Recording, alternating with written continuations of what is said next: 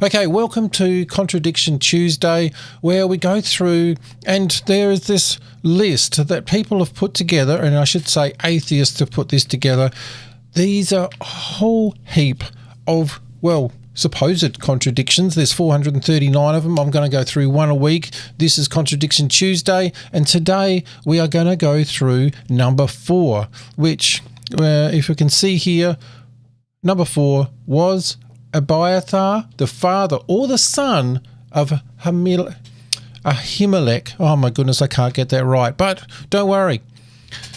We're going to go through this. My name is Craig and this is Morningstar Quest, and this is your journey through the Bible, one question at a time. Contradiction Tuesday, where you address one of the 439 alleged contradictions in the Bible each week. Today you're discussing number 4 about Abiathar and Ahimelech. Okay, well, in these things here, we've got 1 Samuel 22:20 and 23:6. So can you go through over those verses and just read them out maybe, and just so we can get which one is going which way? So who's the son, who's the father?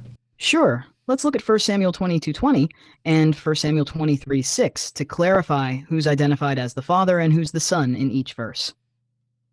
Let's start with 1 Samuel 22:20. All right, so we've got 1 Samuel 22:20 is, but Abiathar, let's see if we can get that on the screen properly. No, that's not going to work. All right, Abiathar, a son of Ahimelech, son of Ahitub, escaped and fled to join David. So Abiathar is the son of Ahimelech, a son of Ahimelech. No.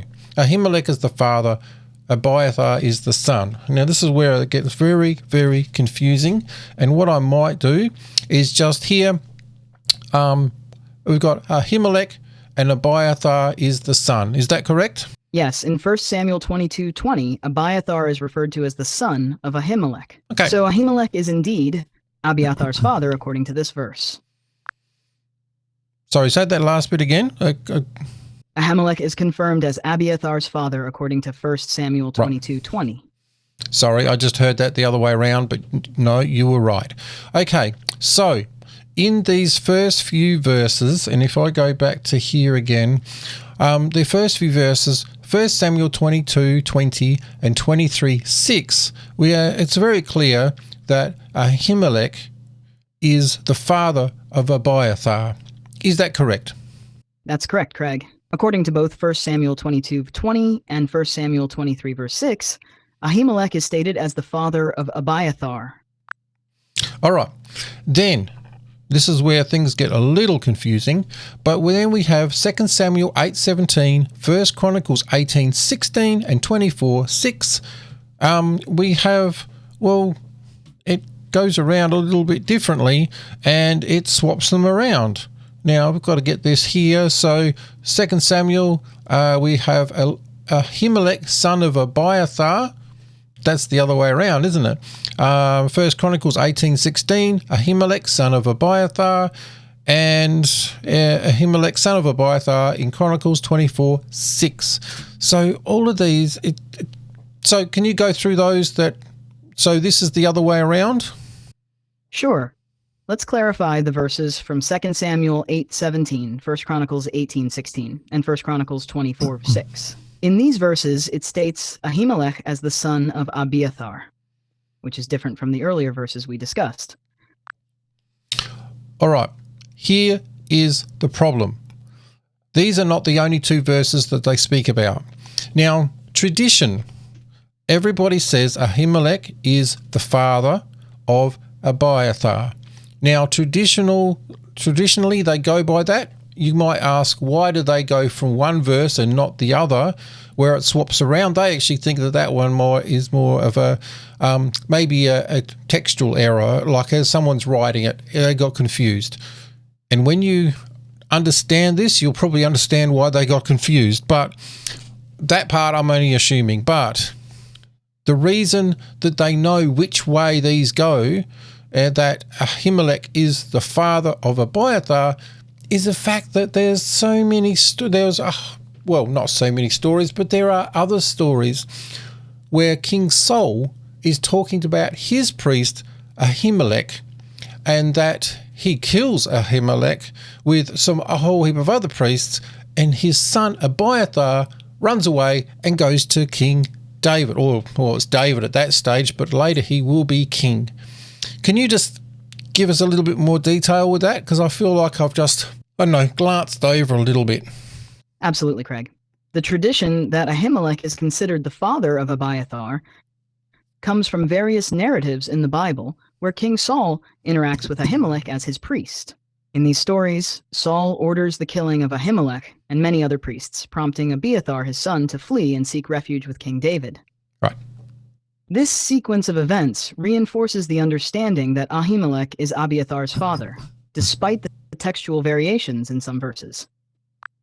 Now, the interesting thing is that in, let me just go back to here, in 2 Samuel 8:17 and 1 Chronicles 18:16, it is assumed that it is a contextual error, or, like a typing error. It's like a typo. Whereas 1 Chronicles 24:6, even though it says it the wrong way around, nobody questions that one as being the right way around, being wrong. It seems like there's a consistency issue in how Ahimelech and Abiathar are mentioned across these verses. While some discrepancies might be seen as potential errors or typos, the narrative coherence in other parts of the Bible reinforces Ahimelech as Abiathar's father.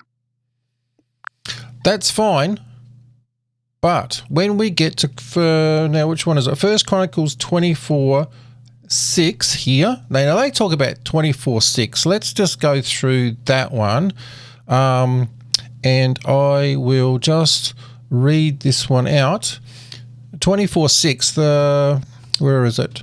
Ahimelech, son of Abiathar, and the heads of the families of the priests of the Levites. Now, one family being taken from Eleazar, remember that name, and then one from Ithamar. Now, here is the issue. They've got 1 Chronicles 24:6, but can you read out 1 Chronicles 24:3 for us? Like, read that verse out.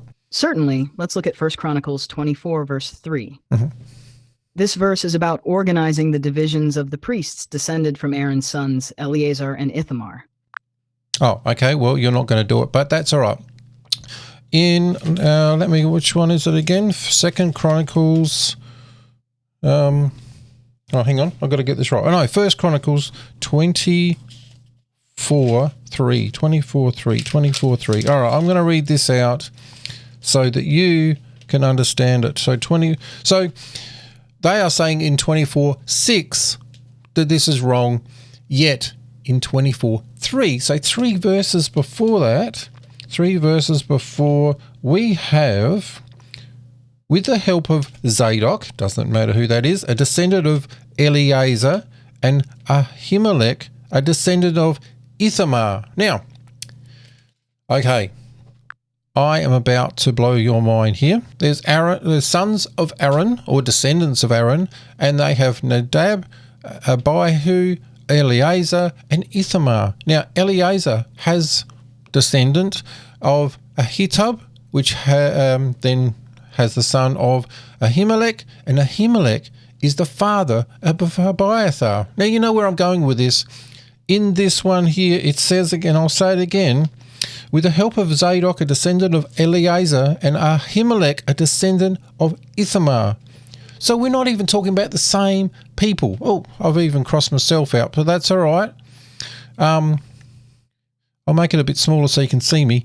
But yeah, you get what I'm saying? It sounds like there's a clear distinction being made between the descendants of Eleazar and Ithamar in the lineage of Aaron.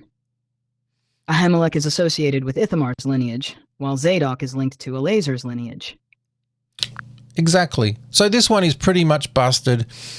They are talking about, well, I will say that there's 3 types here. One is history, which is Eleazar's descendants with Ahimelech and his son Abiathar. And then there is the descendant, like in that last one, was the descendant of Ithamar, which is have Abiathar with his son Ahimelech. But there are a couple that you could say a bit of a typo that at the end of the day is clear that it's a typo. And even if it's not, and it's just confusing. Seems like there's a mix of historical records and possibly some textual discrepancies or variations in the accounts regarding Ahimelech and Abiathar's lineage. These variations can sometimes be attributed to differences in manuscripts or textual traditions. Exactly. So this one is pretty much busted. And like I said, even if this is contradictory, we're only talking about this person and that person. It's a little bit of detail, but the whole Bible is about Jesus. That is without question. So absolutely, Craig. While there may be some details in the Bible that appear contradictory or confusing, the overarching message centers around Jesus Christ. Understanding these details can deepen our faith and appreciation for the broader narrative of the Bible. Exactly. So like I said, this is busted. It's talking about two different people in two different ways and different lineages. Click on this one because we've got more contradictions coming up. One a week, Contradiction Tuesday. Go to Something Awesome Forgotten. I'll catch you in the next one.